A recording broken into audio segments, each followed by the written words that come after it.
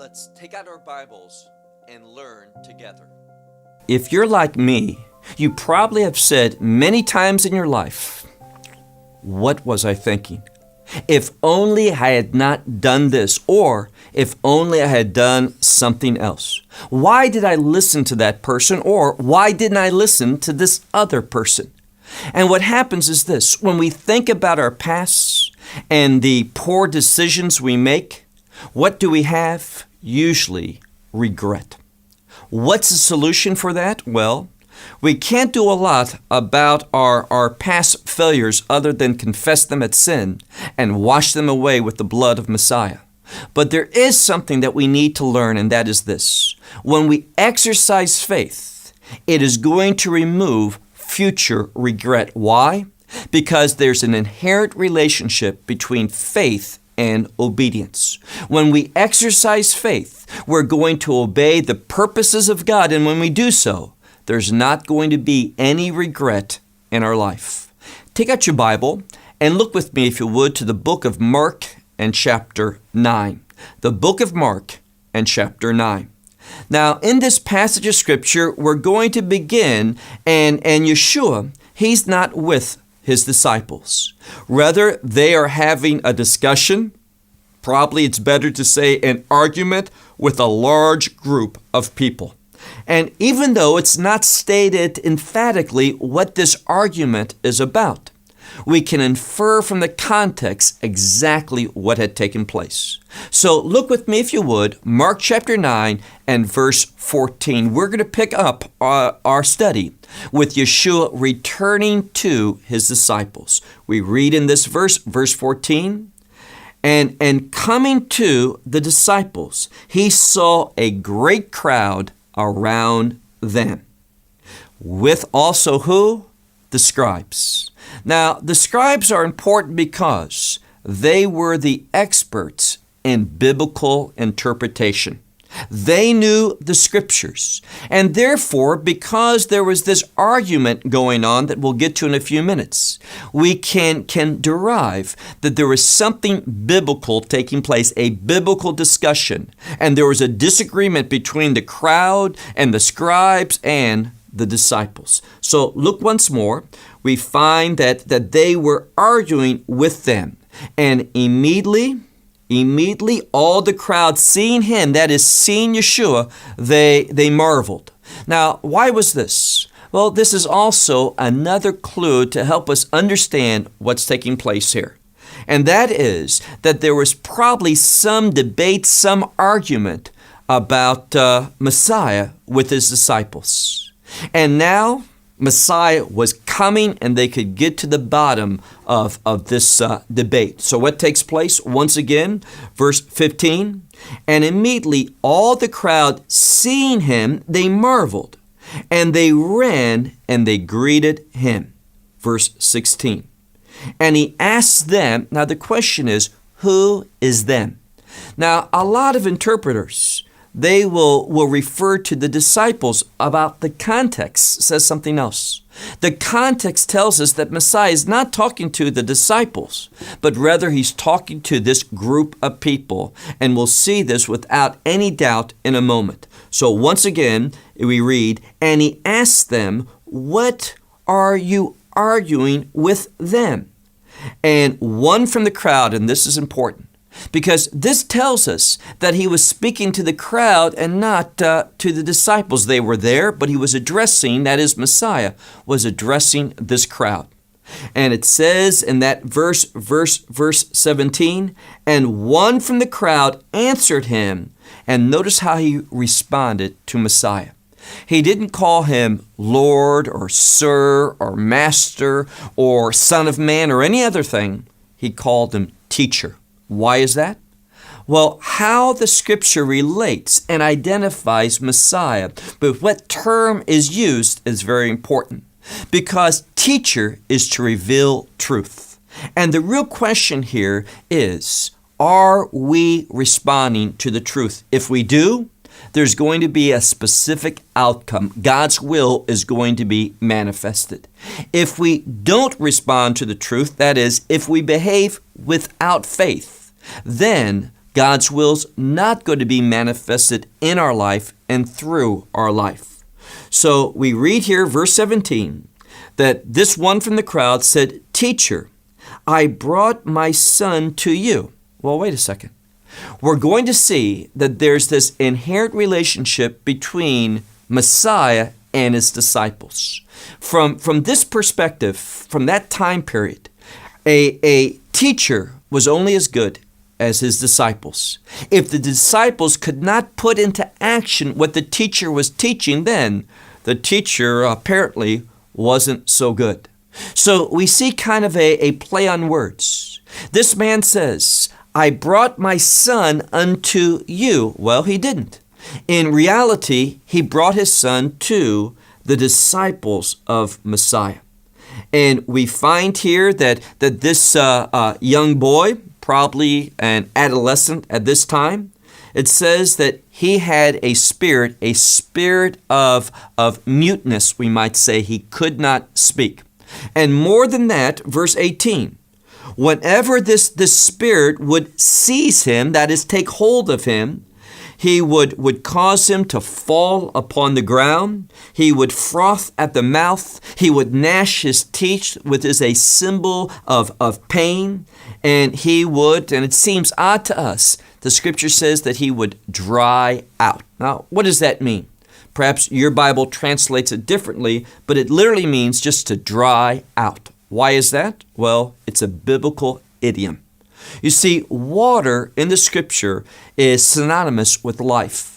And therefore, because he dried out, what it was saying is this: not only was this young man in pain and unable to control himself, but this demon was pulling the life right from out of him. He was trying to kill him. So we see in this passage that this man, because of the plight of his son, he came to Yeshua's disciples. And what does it say? The second half of verse 18, he says, "I spoke to your disciples in order that they would cast out," meaning cast out this demon, "but they were not able."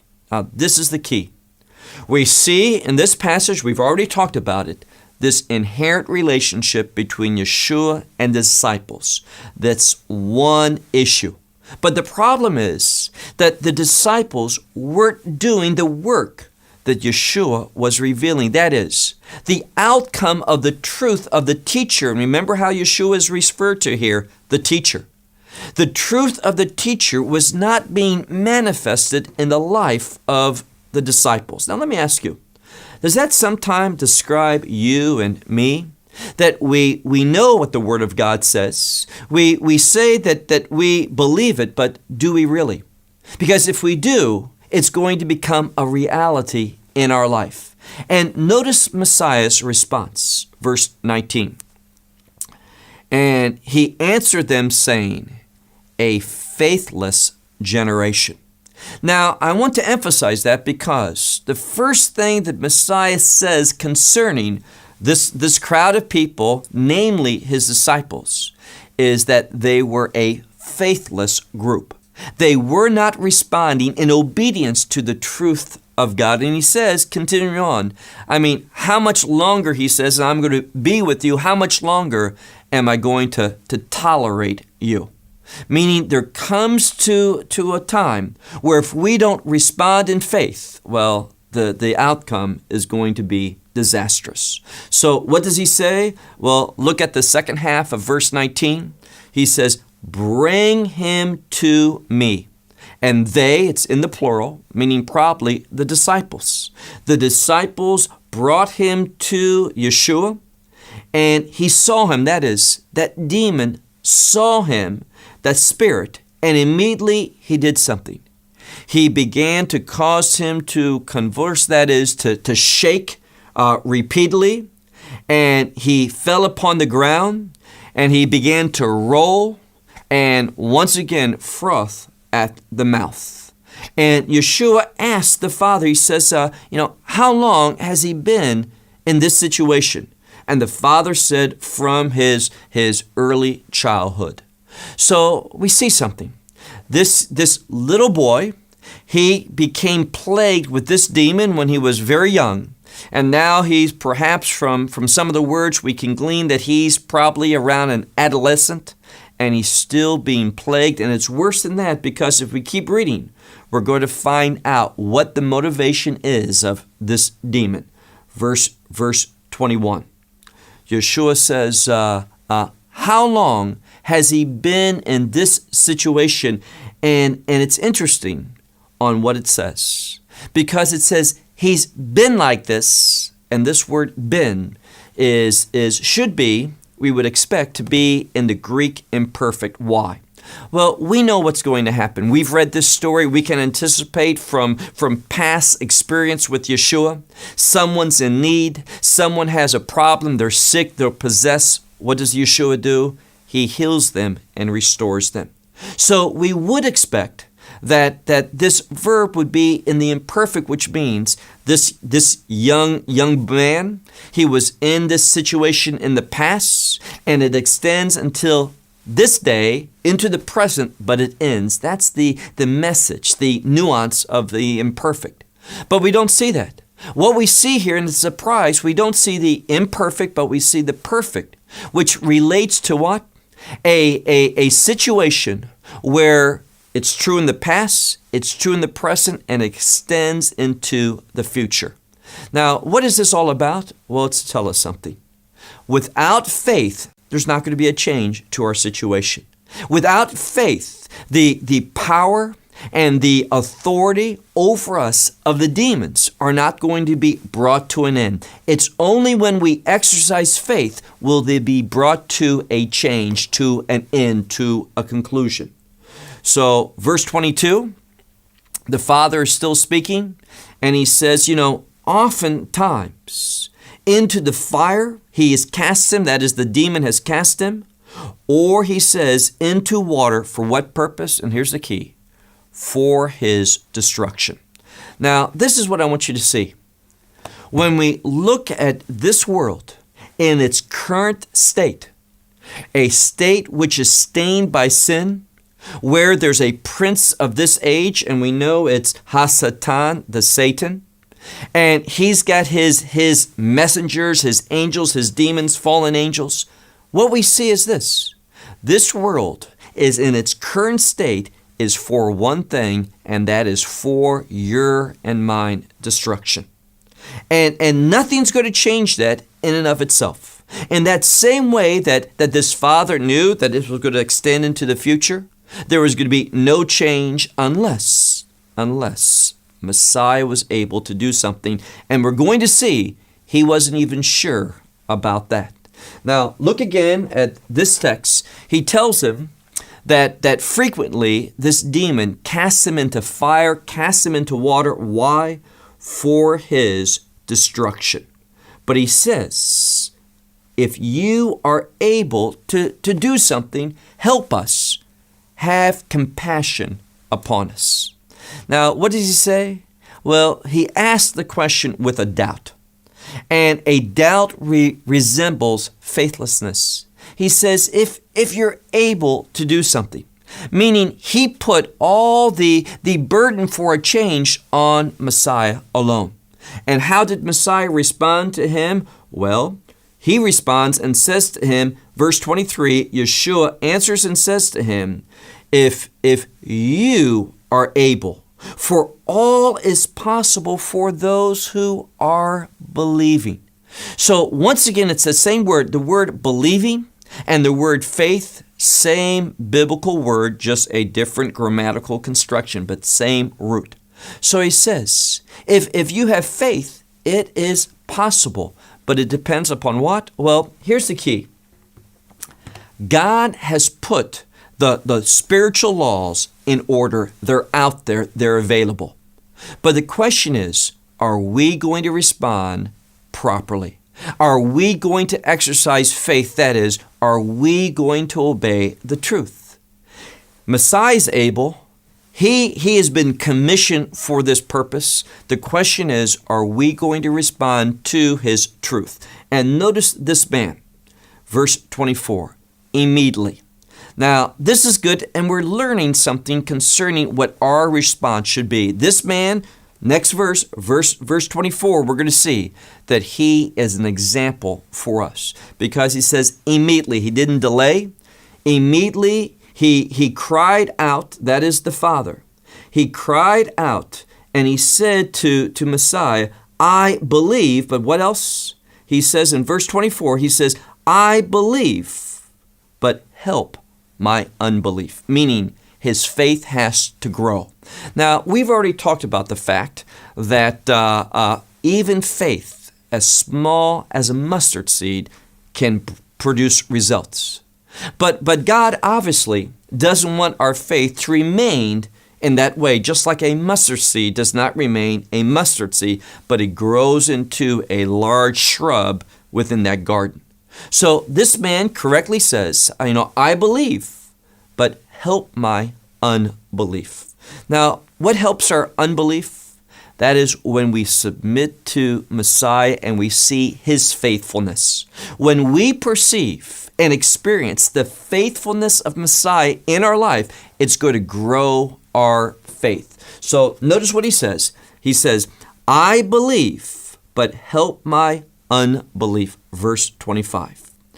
And Yeshua seeing those what? Seeing those running. Now apparently there was this large crowd. They begin to speak. Some people perhaps moved away. Perhaps Yeshua took them aside. But now they see that something's going to happen. And there's this great multitude, it says. This great multitude running, this crowd running. And what does Yeshua do? Immediately it says that he rebukes the unclean spirit. He rebukes him, saying to him, this unclean and mute and deaf spirit, he says, I command you that you come out of him and no longer enter into him anymore. And what happens? Well, look if you would, verse 26. And he cried out, and he had many convulsions.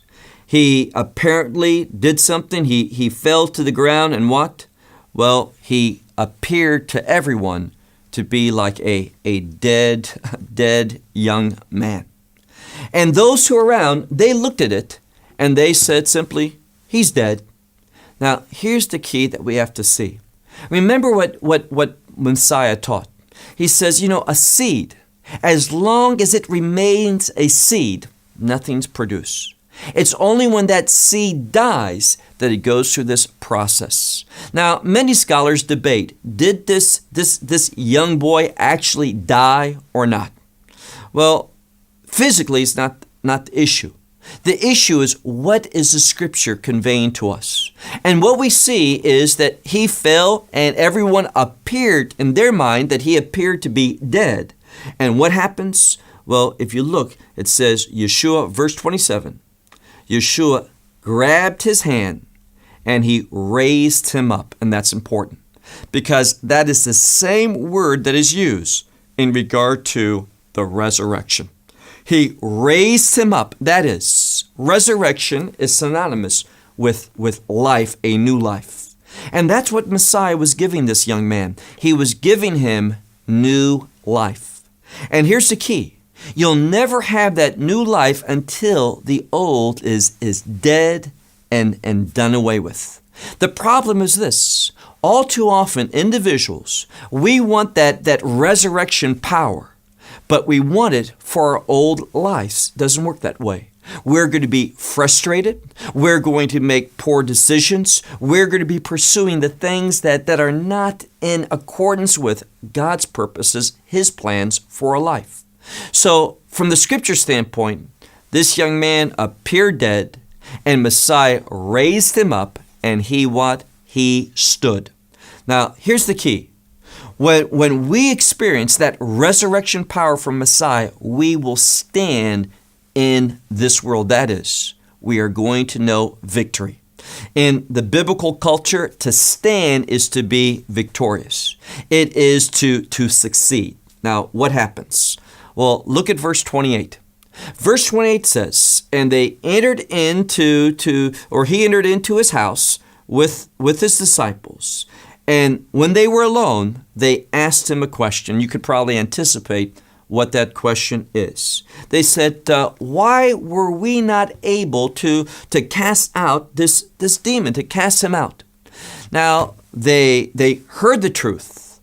They wanted to respond to the truth, but there was something they were lacking. That is, they did not have a faithful perspective. What do I mean by that? Well, they heard the truth. You might say that they believed the truth, but they didn't have a proper perspective for understanding the truth. Why is that? Well, if we want to accomplish God's purposes and we believe that they're going to be accomplished, but our motivation, our understanding of why God functions and moves in this way is wrong, what's going to happen? Absolutely nothing. And what happened when the disciples, what does Yeshua say? Well, look on to verse 29. And he says to them, this type, meaning this type of demon, is not able to go out by itself, that is, alone. Nothing will bring him out except what? Except prayer. Now, that seems odd. Probably the disciples, they prayed.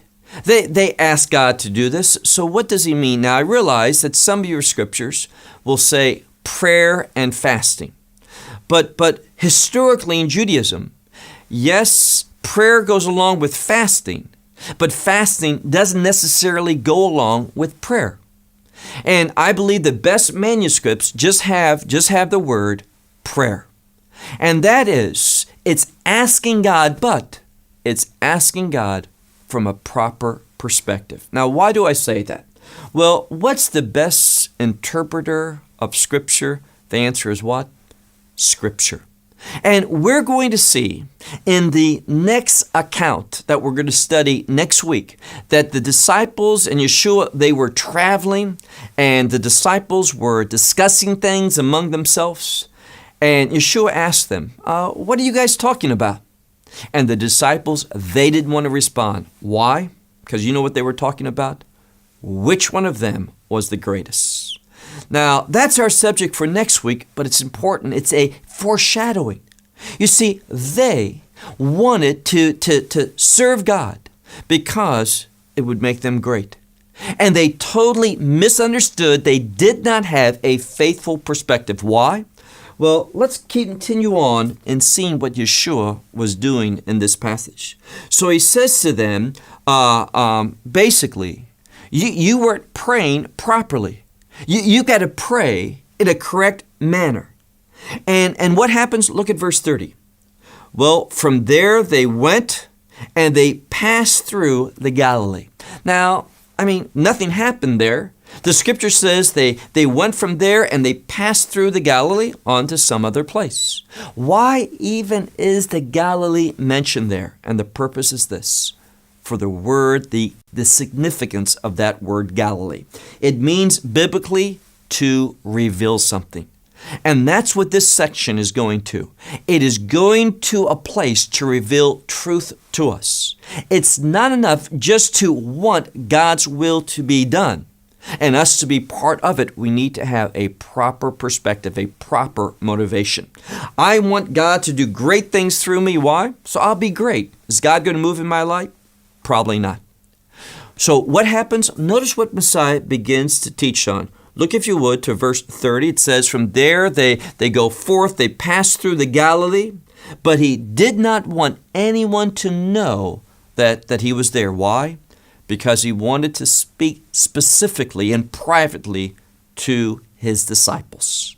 And that means you and me as well. Because here he's going to reveal something very important about truth, about a faithful perspective, how to be used by God. Now we know that he's our example. And what does he say in this passage? Well, look at verse 31.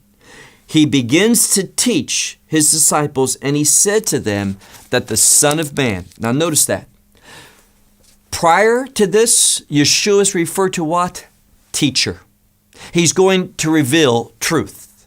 But now, He's doing that, but He wants to change how we understand Him, and He uses the term Son of Man. Why? Because that term, Son of Man, refers to a servant to humanity. And it relates to what? Well, what does He say? He says, the Son of Man, and remember, He's sharing this only to His disciples, only to those who have followed Him, who have believed Him. He says, for the Son of Man is going to be delivered into the hands of man, and they're going to kill Him, and He's going to die. But after 3 days, He is going to rise. Now, what does that speak of? It speaks about 3 things. First of all, His identity as a servant. Secondly, that He is going to what? That He is going to rise after 3 days. We've already said that resurrection has to do with victory.